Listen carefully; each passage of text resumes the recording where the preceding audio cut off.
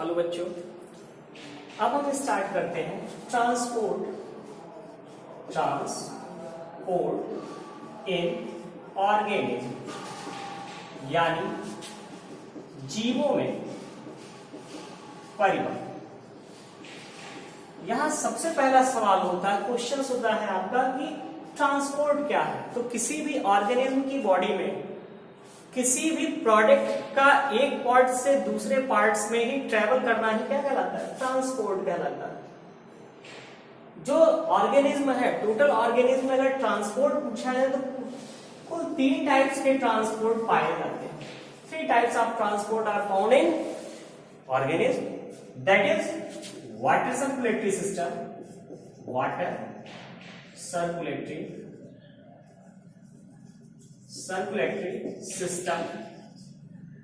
Blood circulatory system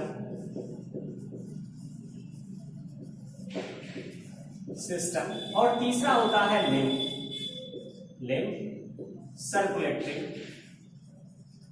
system. Hindi में कहते हैं वाटर यानी जल परिवहन तंत्र, ब्लड यानी रुधिर परिवहन तंत्र और तीसरा लिम्फ, इसको बोलते हैं लसिका परिवहन तंत्र। तो ये 3 टाइप्स के ट्रांसपोर्ट सिस्टम होते हैं जो पाए जाते हैं ऑर्गेनिज्म की बॉडी में। अब जो वाटर एनिमल बॉडी में जो पहला ट्रांसपोर्ट सिस्टम है वो है वाटर सर्कुलेटरी सिस्टम। जो वाटर सर्कुलेटरी सिस्टम है, इसमें जो बॉडी में सर्कुलेशन होगा वो स्पेशली किसका होगा? वाटर का होगा। ये किसमें पाया जाएगा? तो इसका सबसे बेस्ट एग्जांपल है स्पंज, या आप कह सकते हैं स्टारफिश या इकाइनोडर्मेट्स स्टारफिश। स्पंज की बॉडी में जो वाटर सर्कुलेटरी सिस्टम होता है ये इनके होल बॉडी में होता है। यानी अगर ये आपकी एक स्पंज बॉडी हम मान लें, ठीक, स्पंज के बारे में एक चीज आप यहां जरूर जान लीजिए कि जो स्पंज होता है ये एक ऐसा एनिमल ग्रुप है जिसमें जितने भी एनिमल हैं वो नॉन मोटिल हैं। यानी ये एनिमल्स का एक ऐसा ग्रुप है जिसमें एनिमल्स मूव नहीं करते बल्कि सॉलिटरी फिक्स होते हैं, एक जगह पर ही स्थिर रहते हैं। और इनकी बॉडी में सब कुछ इस वाटर करंट के द्वारा ही होता है, जो इनकी बॉडी के अंदर जाता है और फिर बॉडी के बाहर निकलता है। बॉडी के अंदर और बाहर आने का यही पैटर्न होता है, यही पैटर्न इनमें कहलाता है कैनाल सिस्टम। और ये जो कैनाल सिस्टम है ये वाटर सर्कुलेटरी सिस्टम का टाइप है जो किसमें पाया जा रहा है? स्पंज में। जबकि अगर हम बात करें स्टारफिश की, तो स्टारफिश की होल बॉडी में ये चीज ना मिल करके स्पेशली जो हमारा वाटर सर्कुलेटरी सिस्टम होता है ये स्टारफिश के आर्म में पाया जाता है, जो उसका आर्म रीजन होता है। अब अगर हम बात करें ब्लड सर्कुलेटरी सिस्टम, तो ब्लड सर्कुलेटरी सिस्टम कॉमन होता है ह्यूमन बीइंग्स में, और होल बॉडी में जो सर्कुलेशन होता है वो किसके द्वारा होता है? ब्लड के द्वारा ही होता है। किसके थ्रू? कैपिलरीज के थ्रू। और लिम्फ या टिश्यू लेवल का सर्कुलेटरी सिस्टम होता है जो किसमें पाया जाएगा? ये भी ह्यूमंस में पाया जाएगा, लेकिन यह टिश्यू लेवल होता है, जबकि यह क्या होता है? ट्यूब्स या कैपिलरीज या आप कह सकते हैं वेसल्स के लेवल पर पाया जाता है। अब हम बात करते हैं सीधे, क्योंकि हमें स्पेशली पढ़ना क्या है? जो ट्रांसपोर्टेशन पढ़ना है वो ह्यूमन बीइंग्स में पढ़ना है, तो यहां सीधे आपको जो पढ़ना देखना है वो आप देख लीजिए, जिसे हम कहते हैं ब्लड सर्कुलेटरी सिस्टम। जो हमारा ब्लड सर्कुलेटरी सिस्टम होता है यह 3 बेसिक कंपोनेंट पर डिपेंड होता है, जिसमें सबसे पहला कंपोनेंट होता है ब्लड ही, दूसरा कंपोनेंट होती है हमारी वेसल, और तीसरा जो कंपोनेंट होता है वो होता है हार्ट, जिसे हम कहते हैं pumping organ of the body या pumping machine of the body. तो अब सबसे पहली चीज हम देखते हैं कि ब्लड। तो सबसे पहली चीज है कि ब्लड क्या है? तो ब्लड एक टाइप का कनेक्टिव टिश्यू होता है जो डिफरेंट पार्ट ऑफ बॉडी को कनेक्ट करता है ट्रांसपोर्टेशन के बेस पर। आपने जब डाइजेशन पढ़ा तो उसमें आपने एक प्रोसेस पढ़ा है एस्टिमेशन, स्वांगीकरण। तो जो एस्टिमेशन प्रोसेस होता है उसमें मेन रोल कौन प्ले करता है? ब्लड ही प्ले करता है।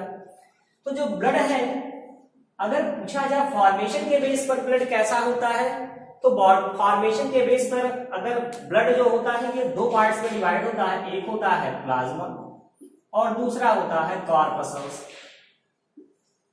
कॉर्पसल्स प्लाज्मा को प्लाज्मा ही कहते हैं और कॉर्पसल्स को कहते हैं कणिकाएं।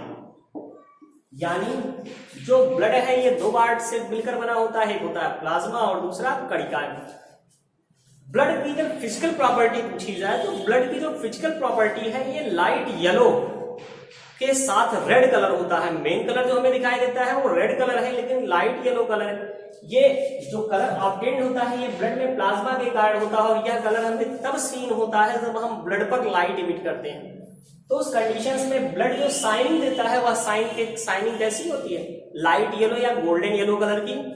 ठीक, इसलिए जो ब्लड का कलर हुआ वो क्या हुआ, light yellow with red colour blood का मेन कलर माना जाता है। और जो ब्लड का पीएच होता है वो 7.4 से 7.6 माना जाता है। अब अगर हम बात करें प्लाज्मा की, तो जो ब्लड में प्लाज्मा होता है ये वाटर कंटेंट का मेन पार्ट होता है।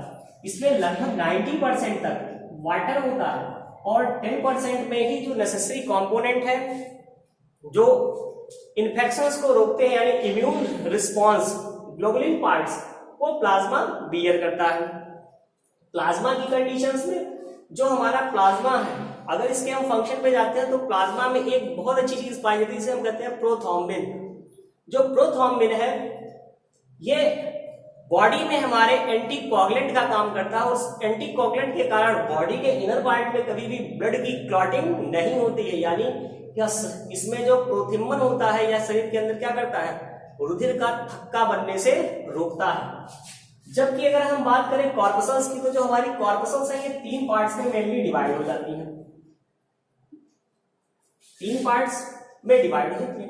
पहला पार्ट होता है हमारा आरबीसी यानी रेड ब्लड कॉर्पसल्स, यानी लाल रुधिर कणिकाएं बोलते हैं इसको, लाल रुधिर कणिकाएं। जो लाल रुधिर कणिकाएं हमारी है इनकी जो संख्या होती है ये लगभग 50 से 55 लाख प्रति घन मिमी पाई जाती है, इनकी काउंटिंग लेवल। इसके विपरीत अगर हम बात करें दूसरी हमारी जो ब्लड कॉर्पसल्स है उसका नाम होता है WBC और इनकी जो संख्या है काउंटिंग वो 6 से 10,000 प्रति घन मिमी होती है। और जो तीसरा हमारा कॉर्पसल्स कंपोनेंट होता है वो होता है ब्लड प्लेटलेट्स। ब्लड प्लेटलेट्स, जो ब्लड प्लेटलेट्स है इनकी अगर काउंटिंग की बात की जाए तो ये कितना होता है, यह 2 से 5 लाख 2 to 5 लाख पर घन मिमी होता है ये। अब अगर हम बात करें आरबीसी, तो सेकंड नेम अगर सबके पूछे जाए तो आरबीसी, इसका दूसरा नाम होता है इरिथ्रोसाइट। इरिथ्रोसाइट्स, WBC ल्यूकोसाइट्स और प्लेटलेट्स थ्रोम्बोसाइट।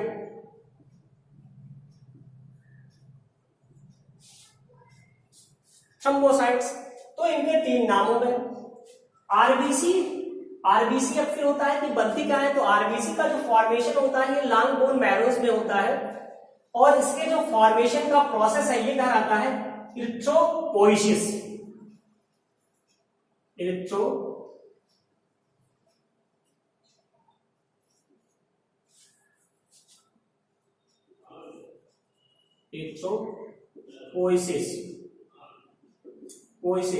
इरिथ्रोपोइसिस प्रक्रिया के द्वारा क्या होता है, आरबीसी का फॉर्मेशन होता है। जबकि जो दूसरा प्रोसेस है उसको बोलते हैं इरिथ्रोलाइसिस। इरिथ्रोलाइसिस प्रोसेस के द्वारा आरबीसी का ब्रेकडाउन होता है और इसके ब्रेकडाउन की प्रक्रिया जो होती है वो लीवर के द्वारा संपन्न होती है। टोटल टाइम ड्यूरेशन अगर पूछा जाए कि आरबीसी का कितना होता है, तो आरबीसी की कंडीशंस में अगर टोटल टाइम ड्यूरेशन पूछा जाए तो इसका लगभग 120 से 127 और कहीं कहीं 129 डेज भी मिल जाते हैं, लेकिन मेनली जो है वो 127 डेज माना जाता है। जबकि जो हमारे WBC हैं ये 4 आवर्स से लेकर के काफी लंबे टाइम स्पेंस तक ये जीवित रहते हैं। आरबीसी की जो बात की जाए तो आरबीसी का मेन जो वर्क है ये बॉडी में गैसियस ट्रांसपोर्ट करता है। गैसियस ट्रांसपोर्ट, तो गैस की कंडीशंस में हम 2 टाइप्स के मेन गैस होते हैं, एक तो हमारा होता है O2 और दूसरा होता है CO2। जब आरबीसी में गैसियस ट्रांसपोर्ट जो होता है, ये आरबीसी में जो हीम पार्ट है हीमोग्लोबिन, उस हीमोग्लोबिन पार्ट के द्वारा होता है। जब आरबीसी में उपस्थित हीमोग्लोबिन ऑक्सीजन से कंबाइन करता है तो वह कहलाता है ऑक्सी हीमोग्लोबिन, और वही जब कार्बन डाइऑक्साइड से कंबाइन करता है तो कार्ब एमाइनो हीमोग्लोबिन कहलाता है। और इस तरीके से ये क्या करता है, ब्लड में गैसियस ट्रांसपोर्ट करता है। इसके विपरीत अगर हम बात करें डब्ल्यूबीसी की, तो जो डब्ल्यूबीसी है ये एक ऐसा होता है जिसका शेप फिक्स नहीं होता, इसलिए इसे अमोबिक शेप भी कहते हैं, और न्यूक्लिएटेड होता है। ये दो पार्ट्स में डिवाइड होता है, एक होता है ग्रेन्युलोसाइट्स, ग्रेन्युलोसाइट्स, और दूसरा होता है एग्रेन्युलोसाइट, एग्रेन्युलोसाइट्स। यानी एक ऐसे जिनमें ग्रेन्यूल पाए जाए और दूसरा ऐसा जिसमें ग्रेन्यूल ना पाए जाए, यानी ग्रेन्युलोसाइट्स हिंदी में इसको कहते हैं कणिकामय, कणिकामय, और एग्रेन्युलोसाइट्स ये क्या कहलाएगा, ये कहलाएगा अकणिकामय, अकणिकामय। इस तरीके से ये दो प्रकार के हो गए। जो हमारा ग्रेन्युलोसाइट्स है ये फिर तीन पार्ट्स में डिवाइड होता है। कितने पार्ट्स में डिवाइड होगा, तीन पार्ट्स में। तीन पार्ट्स कौन कौन से हैं अब हो जाने। पहला पार्ट होता है बेसोफिल्स, बेसोफिल्स हिंदी में भी बेसोफिल्स कहते हैं। जो बेसोफिल्स हमारा होता है इसका प्रमुख कार्य होता है एलर्जी के लिए, जो एलर्जी इंडिकेशन है उस एलर्जी को इंडिकेट करता है। जबकि जो दूसरा पार्ट है हमारा ये होता है स्नोफिल्स, इओसिनो होता है, इओसिनोफिल्स। जो इओसिनोफिल्स होता है इसका काम होता है एलर्जी के लिए, साथ ही साथ यह hyper sensitivity of the body को भी इंडिकेट करता है। और तीसरा होता है न्यूट्रोफिल्स, न्यूट्रोफिल्स। जो न्यूट्रोफिल्स होते हैं ये फैगोसिटिक नेचर बिहेव करते हैं, फैगोसिटिक यानी to be engulf outers pathogens. ठीक, तो ये इनका बिहेवियर कैसा हो गया, फैगोसिटिक। यानी आप ऐसे भी इसको समझ सकते हैं कि ये एलर्जी के लिए है, ये भी एलर्जी, और हाइपर सेंसिटिविटी, और जबकि ये क्या है, फैगोसिटिक कंडीशंस के लिए पाया जाता है। इसके विपरीत अगर हम बात करें एग्रेन्युलोसाइट्स की, तो यह दो पार्ट्स में डिवाइड होता है। दो पार्ट्स में डिवाइड होता है, कौन कौन सा। एक पार्ट तो हमारा कहलाता है लिम्फोसाइट,